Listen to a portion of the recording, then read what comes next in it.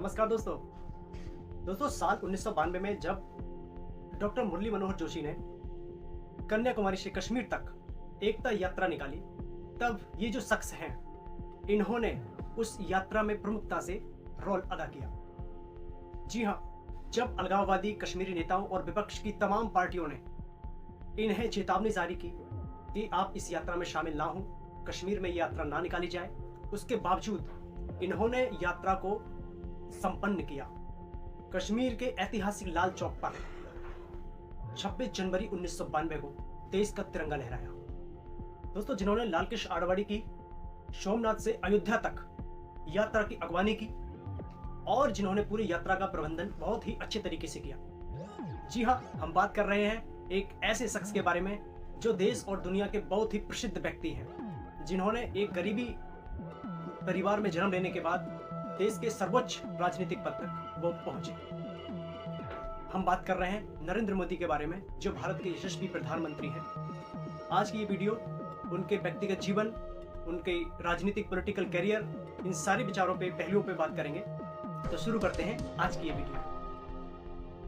दोस्तों, नरेंद्र मोदी का जन्म 17 सितंबर 1950 को बड़नगर में हुआ था, जो गुजरात के मेहसाणा जिले में स्थित है।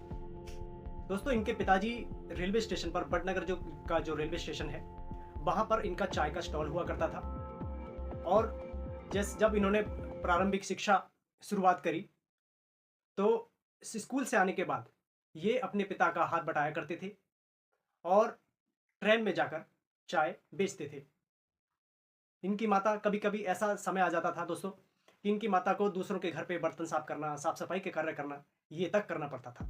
देश प्रेम और देश की माटी से प्रेम इन्होंने बचपन से ही सीख लिया था, क्योंकि वो रेलवे स्टेशन पर अक्सर रहा करते थे पिताजी के साथ। तो वहां जब भी ट्रेन से कोई आर्मी का दस्ता या कोई सेना का जवान उतरता, तो वो देख के एकदम गौरवान्वित महसूस करते थे और उन्हें सैल्यूट करते थे। इसी क्रिया को देखते हुए जब उनके जो हिंदी के क्लास टीचर थे, स्कूल के क्लास टीचर, जिनका नाम चंद्रकांत दवे था, उन्होंने उन्हें आरएसएस के बारे में जानकारी दी। आरएसएस राष्ट्रीय स्वयंसेवक संघ, जो धार्मिक, सांस्कृतिक एवं देशव्यापी आंदोलनों और सामाजिक समरसता को बनाए रखने के लिए अपना योगदान करते हैं। चूंकि नरेंद्र मोदी भी बचपन में एनसीसी के कैडेट में शामिल होना चाहते थे, पर किसी वजह से उन्हें एनसीसी की जो क्लास होती है, एनसीसी का जो दस्ता होता है, उसमें शामिल होने का मौका नहीं मिल पाया। और इसी मौके को देखते हुए उन्होंने आरएसएस राष्ट्रीय स्वयंसेवक संघ से परिचय कर लिया। जब एक दिन बड़नगर में आरएसएस की शाखा लग रही थी, तभी वहां एक आरएसएस के प्रचारक आए, जो संघ के स्वयंसेवकों को संबोधित कर रहे थे, जिनका नाम लक्ष्मीराव इमामदार था। दोस्तों, इन्हें वहां वकील साहब के नाम से जानते थे। जब मोदी जी ने पहली बार इनके भाषण सुना, तो मोदी जी इनके भाषण से काफी प्रभावित हुए। उसी दौरान इंडिया और चाइना का युद्ध भी हो रहा था। बचपन में ही मोदी ने, दोस्तों, जब नरेंद्र मोदी ने भारत और चीन के युद्ध को देखते हुए जब ये बात सुनी कि भारत सेना की कमी के कारण युद्ध हार गया है, तब नरेंद्र मोदी के मन में एक विचार उत्पन्न हुआ कि क्यों ना मैं भी सेना के लिए सेवा करूं। उन्होंने काफी मेहनत करी, अपनी शारीरिक दक्षता बढ़ाई, परंतु सेना में उन्हें जाने का मौका नहीं मिला। महज 18 साल की उम्र में नरेंद्र मोदी की शादी हो जाती है और शादी के 1 साल के अंदर नरेंद्र मोदी जी अपनी पत्नी को अपने विजन और देश प्रेम के बारे में बताते हैं और उनकी पत्नी इस गौरवान्वित होती हैं और नरेंद्र मोदी आग्रह करते हैं कि क्यों ना उन्हें एक बार देश और विरासत को बढ़ाने का मौका दिया जाए। और इस बात पर दोनों सहमति हो जाते हैं और वहां से एक दूसरे का रास्ता अलग हो जाता है। दोस्तों, ये समय वो था जब भारत और चाइना का युद्ध समाप्त हो चुका था और मोदी जी अपने जीवन में कुछ बड़ा करना चाहते थे और इसीलिए उन्होंने आरएसएस को ज्वाइन किया और जल्द ही आरएसएस में एक प्रचारक की भूमिका निभाने लगे। और जैसे ही उन्हें कोई बड़ा पद मिलता, वो शहर शहर, गांव गांव या क्षेत्रीय जो सभाएं होती हैं, उन सभाओं में अपने प्रचार के जरिए, अपने व्यक्तित्व के जरिए लोगों तक अपनी आवाज को पहुंचाया करते थे, जिससे लोगों में काफी उत्साह और काफ़ी संतोष हुआ करता था। इसी प्रकार जब एक दिन ये शाखा के स्वयंसेवकों को संबोधित कर रहे थे, तभी इनका भाषण देश के बड़े पॉलिटिकल लीडर्स ने देखा व सुना। उनकी नज़र नरेंद्र मोदी पर पड़ी और जब अटल बिहारी और लाल कृष्ण आडवाणी ने साल 1980 को भारतीय जनता पार्टी का गठन किया, तभी उन्हें एक मौका दिया गया। मोदी अपना काम एक आरएसएस प्रचारक के रूप में बहुत ही अच्छे तरीके से कर रहे थे और उनके इसी कार्य को, इसी भाषण, इसी अंदाज को देखते हुए उन्हें गुजरात की कमान दी गई। गुजरात में संगठन को खड़ा करने के लिए, संगठन को मजबूत करने के लिए मोदी जी के लिए कार्यभार सौंपा गया और उन्हें भारतीय जनता पार्टी का महासचिव नियुक्त किया गया। दोस्तों, महासचिव वो होता है जो अपने क्षेत्रीय संगठन, अपने स्टेट के संगठन को मजबूत बनाए और क्षेत्रीय लेवल पे, कस्बा लेवल पे, ग्रामीण क्षेत्र के लेवल पे, अपना बूथ स्तर के लेवल पे अलग अलग टीम बनाकर अपना जो संगठन का काम है, उस संगठन के काम को मजबूती से बनाए। दोस्तों, जैसे ही अगले चुनाव आए, साल 1984 लोकसभा का चुनाव, जब भारतीय जनता पार्टी ने अपने कैंडिडेट उतारे तो पहली बार 2 लोकसभा सीटें उनके खाते में आईं। पहली गुजरात की मेहसाणा सीट, जो बड़नगर के क्षेत्र में आती थी, जहां से मोदी जी खुद बिलोंग करते थे। दूसरी आंध्र प्रदेश की हनमकोंडा सीट। दोस्तों, पहली बार ये 2 सीटें भाजपा की आई थी।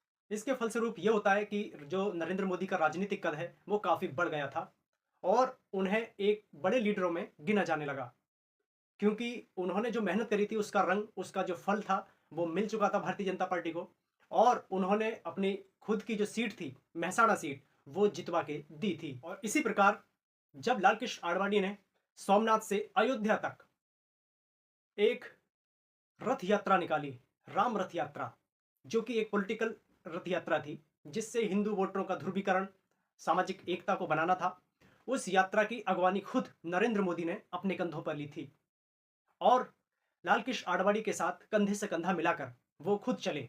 यात्रा पूरी तरीके से संपन्न हुई, कई जगह उपद्रव भी हुए, हिंसा भी हुई, परंतु यात्रा अयोध्या जाके समाप्त हुई। उसके बाद होता क्या है, जब गुजरात में इलेक्शन आते हैं, स्टेट इलेक्शन, वहां पे नरेंद्र मोदी को फिर से एक बड़ी जिम्मेदारी दी जाती है।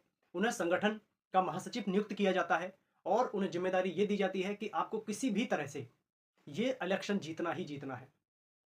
अब नरेंद्र मोदी को अपना विजन दिखाई दे रहा था। अब उन्हें लग रहा था कि मुझे अपने आप को प्रूफ करना है, मुझे अपनी पॉलिटिकल ताकत दिखानी है, अपना कद बढ़ाना है, तो मुझे काम करना होगा। हालांकि उन्होंने अपने लिए कोई भी सीट नहीं मांगी थी और वो सिर्फ पार्टी के दिशा निर्देश पर ही काम कर रहे थे। साल 1995 को जब गुजरात में विधानसभा चुनाव हुए, तब नरेंद्र मोदी ने पूरी बुद्धिमत्ता से पूरे गुजरात के शहर शहर, कस्बे कस्बे में जाकर खूब प्रचार किया और बीजेपी को सत्ता में लाने का भरपूर प्रयास किया, जिसके फलस्वरूप 19 मई 1995 को गुजरात में पहली बार पूर्ण बहुमत की भारतीय जनता पार्टी की सरकार बनाई। केशुभाई पटेल को मुख्यमंत्री बनाया गया। कहा जाता है कि भले ही नरेंद्र मोदी मुख्यमंत्री नहीं थे, परंतु उनके बिना कोई भी कार्य, कोई भी बिल पास नहीं होता था। उनसे हर विषयों पर चर्चा की जाती थी, उनसे राय मशवरे किए जाते थे, उसके बाद ही सरकार आगे चलती थी। पटेलों के गढ़ में अपने लिए राजनीतिक कैरियर बनाना, ये अपने आप में बहुत बड़ी बात थी और नरेंद्र मोदी शुरू से ही राजनीतिक व सामाजिक कद इतना बड़ा था कि वो अपने व्यक्तित्व, अपने भाषण और अपने पर्सनैलिटी से लोगों को प्रभावित करते थे। दोस्तों, उसी दौरान उन्होंने डॉक्टर मुरली मनोहर जोशी की कन्याकुमारी से कश्मीर तक एकता यात्रा का भी संचालन बहुत अच्छे ढंग से किया था। जब देश के अलगाववादी लीडर्स, देश के विपक्षी पार्टी और पाकिस्तान ने बहुत ही धमकी भरे संदेश भेजे कि यदि ये यात्रा संपन्न हुई तो देश में हिंसा होगी, परंतु नरेंद्र मोदी ने ये कहा, किसी ने भी यदि माँ का दूध पिया है तो उन्हें यात्रा से रोक के दिखाए। और हुआ भी कुछ ये ऐसा ही। 26 जनवरी 1992 को इन्होंने कश्मीर के ऐतिहासिक लाल चौक पर पहली बार तिरंगा फहराया और वहां एक भाषण भी हुआ। दोस्तों, अब नरेंद्र मोदी का कद इतना बड़ा हो गया था कि साल 2001 आते आते वह मुख्यमंत्री पद के दावेदार बन गए, क्योंकि उनका करिश्मा, उनकी बातें, उनके लोगों के बीच, उनका पॉलिटिकल बैकग्राउंड ये था कि वो एक आरएसएस से जुड़े थे और संगठन का काम उन्हें बहुत ही अच्छे तरीके से आता था। इसी मौके का फ़ायदा उठाते हुए उन्होंने 2001 में कच्छ में जब भूकंप आया था, उस समय के जो निवर्तमान मुख्यमंत्री केशुभाई पटेल थे, उन्होंने इस्तीफा दे दिया था और केंद्रीय नेतृत्व द्वारा दोस्तों 1999 में एक ऐसा दौर आ गया था कि गुजरात के जो लोकल राजनीतिक लोग थे, वो मोदी से जलने लगे थे और मोदी जी की शिकायत केंद्रीय नेतृत्व से करते थे। और इन्हीं शिकायतों, इन्हीं उलझनों के देखते हुए अटल बिहारी और लाल कृष्ण आडवाणी ने मोदी जी को दिल्ली बुला लिया। मोदी कई वर्षों तक दिल्ली में ही रहे और पार्टी के कामकाज को देखते रहे। जब 2001 में भूकंप आया गुजरात में, जिसमें सैकड़ों लोगों की जान चली गई, जान माल का नुकसान हुआ, तब नरेंद्र मोदी को एक जिम्मेदारी दी गई। जी हाँ, मुख्यमंत्री की जिम्मेदारी। जब उन्हें गुजरात भेजा गया तो मोदी जी ने अटल बिहारी को कहा कि मुझे क्यों भेजा जा रहा है, अब तो काफ़ी वर्ष हो गए हैं, अब तो मैं यहीं रहना चाहता हूँ। परंतु जब अटल बिहारी ने उनसे कहा कि आपको गुजरात में काम करना है, गुजरात के लिए काम करना है, तब मोदी जी भी नहीं जानते थे कि उन्हें मुख्यमंत्री बनाया जा रहा है। और उसके अगले दिन प्रेस कॉन्फ्रेंस करके मोदी जी को मुख्यमंत्री का पद दे दिया जाता है। जैसे ही वह मुख्यमंत्री बनते हैं, उसके अगले ही साल यानी साल 2002 में गोधरा में सांप्रदायिक हिंसा हो जाती है, जिसमें सैकड़ों लोगों की जान चली जाती है। दोस्तों, ये गोधरा का जो कांड है, ये इस पे एक अलग से मैं वीडियो बना दूंगा। फिलहाल यहाँ एक संक्षेप में मैं बता देता हूँ कि वो इस वजह से हिंसा हुई थी कि जब अयोध्या से कार सेवक आ रहे थे, तभी दूसरे धर्म के व्यक्तियों ने, दूसरे धर्म के लोगों ने उस ट्रेन पर हमला कर दिया था, जिसमें 60 से 70 कार सेवक मारे गए थे। इसी चीज़ को देखते हुए वहाँ पर हिंसा फैल गई और देखते देखते वो आग पूरे शहर में लग गई, पूरे गुजरात में लग गई। मोदी जी ने बहुत प्रयास किया, अपने पड़ोस के स्टेट से सहायता मांगी, पुलिस बल मांगा, परंतु किसी ने कोई मदद नहीं करी। और देश की तमाम विपक्षी पार्टी और तमाम जो राइट लेफ्ट विंग होते हैं, राजनीतिक विशेषज्ञ होते हैं, उन्होंने मोदी जी को ही जिम्मेदार ठहराया। मोदी जी ने कई बार सफाई दी कि वो इसमें निर्दोष है, उनका कोई कारण नहीं है, उन्होंने पूरी सहायता की है, सबको बचाने का काम किया है, परंतु किसी ने उनकी बात नहीं सुनी। परंतु दोस्तों, जैसे ही 2001 में उन्हें मुख्यमंत्री बनाया जाता है, उन्हें बहुत जिम्मेदारी दी जाती है कि आपको अच्छे तरीके से काम डिलीवर करना है और इसी प्रकार बहुत ही बढ़िया तरीके से उन्होंने कार्य को अंजाम दिया और लगातार 13 वर्षों तक गुजरात के मुख्यमंत्री रहे, जिसमें उन्होंने बहुत ही अच्छे ढंग से गुजरात को एक डेवलपिंग स्टेट बनाया। वहाँ पर साबरमती रिवर फ्रंट का काम संपन्न किया, सोमनाथ मंदिर का जीर्णोद्धार करवाया, जो व्यवस्था थी मैनेजमेंट को दुरुस्त किया, वहाँ पे द्वारकाधीश मंदिर का जीर्णोद्धार किया, उसका सौंदर्यकरण करवाया और साथ ही साथ गुजरात वाइब्रेंट का शुभारंभ किया, जिसमें विदेशी लोग या देश के अन्य व्यापारी लोग गुजरात में निवेश कर सकें, जिससे गुजरात की तस्वीर दिन दूनी रात चौगनी होती चली गई और उन्होंने 13 वर्षों के शासनकाल में ही गुजरात को एक विकसित प्रदेश बना दिया। हर गांव, हर तहसील में जल की व्यवस्था, शिक्षा की व्यवस्था, अस्पताल की व्यवस्था और रेलवे स्टेशन, बस अड्डों का निर्माण, पूरी तरीके से एक डेवलप शहर बनाया, जिससे उस छवि को देखते हुए लोगों में एक विश्वास जगा और उन्हें लगातार मुख्यमंत्री बनाए रखा। दोस्तों, इनके विकास के कार्य और इनकी हिंदू समग्रता को देखते हुए, क्योंकि एक एक ऐसे ये हिंदू चेहरे थे जो आरएसएस से जुड़े थे और जो काफ़ी अच्छे व्यक्तित्व वाले व्यक्ति थे, इन सारी चीज़ों को ध्यान में रखते हुए भारतीय जनता पार्टी ने, जो भारतीय जनता पार्टी के अध्यक्ष राजनाथ सिंह ने इन्हें 2013 में प्रधानमंत्री पद का दावेदार घोषित किया और जैसे ही इन्हें प्रधानमंत्री पद का दावेदार बनाया, पूरे देश में एक खुशी की लहर दौड़ पड़ी। पूरे हिंदू वोटर और जितने भी राजनीतिक विशेषज्ञ लोग हैं, उनमें एक लहर दौड़ पड़ी कि अब प्रधानमंत्री नरेंद्र मोदी ही बनेंगे। एक ही मैसेज जा रहा था। उधर दूसरी तरफ ये हो रहा था कि 15 साल के एंटी इनकम्बेंसी के जरिए लोगों में जो रोष था, व्यापारी परेशान था, महंगाई से परेशान था, उन सारी चीज़ों को देखते हुए भारत के तमाम लोगों ने नरेंद्र मोदी पर भरोसा जताया और जब 2014 में भारत में चुनाव हुआ, तब उन्होंने पूरे भारत में भ्रमण करके जगह जगह हजारों रैलियों व सभाओं को संबोधित किया, जिसके फलस्वरूप मोदी जी के नेतृत्व में भाजपा ने 282 सीटें जीती और एक मजबूत पूर्ण बहुमत की सरकार बनाई। दोस्तों, पहली बार नरेंद्र मोदी ने 26 मई 2014 को प्रधानमंत्री के रूप में सांसद भी थे, जो वाराणसी लोकसभा क्षेत्र से लड़े थे। काफ़ी अंतर से 4 लाख वोटों से वो जीते थे और वो जीत ऐतिहासिक जीत थी, क्योंकि लोगों को लग रहा था कि वो सांसद नहीं, एक प्रधानमंत्री चुन रहे हैं और इसीलिए उन्होंने मोदी जी के नेतृत्व में देश को मजबूत करने के लिए उन्हें मौका दिया। 26 मई 2014 को नरेंद्र मोदी ने प्रधानमंत्री पद की शपथ ली, जिसके बाद पूरी भाजपा मोदी में हो गई।